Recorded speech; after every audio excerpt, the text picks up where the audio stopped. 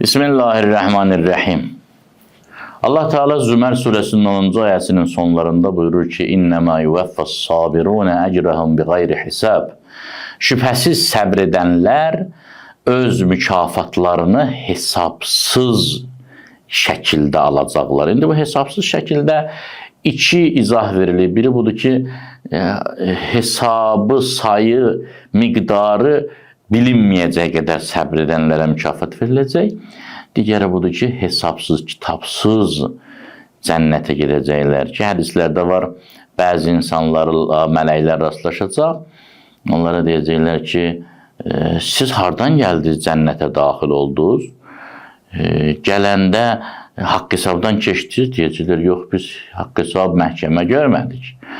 Deyəcəklər ki, soruşacaqlar ki, bəs körpüdən keçdiniz, siratdan keçdiniz. Deyəcəklər, yox, biz sirat da görmədik.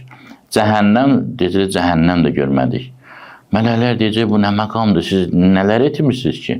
Orada bir neçə şey sayıb, bir də bundan ibarətdir ki, biz Allahın verdiyi ruzilərin çoxluğunun, azlığının fərqinə varmırdıq.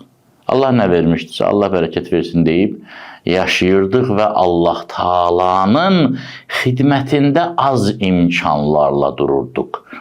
Az imkanlarla çox xidmət edirdik. Yəni səbr edirdik, dözümlüydük. Əzizlər, səbr etmək məsələsində bizim həm mucizələrimizdə, həm cəmaatın təfəkküründə bir problem yaranıb. Filan işi eləmək istəyirəm, amma o amma da elə Allahın məqsədi. Allahın elə tələbi iş deyil ki, o ammadır. Yəni biz çətinliyə səbr edə bilməsək, biz yaxşı bəndə deyilik. Allahın məqsədi səbr etdirməkdir. İmtahanların məqsədi səbr etdirməkdir. Səbirli bəndə tələb edir Allah Taala. Səbirli insan tələb edir, dözümlü insan tələb edir. Hər hadisədə, hər məhrumiyyətdə, hər olayda Allah ilə deyinən, şikayətlənən insandan Allahın xoşu gəlmir. Allahın məqsədi bizi səbirli olmağa vadar etməkdir. Yoxsa Allah bizə niyə sınaq göndərsin ki?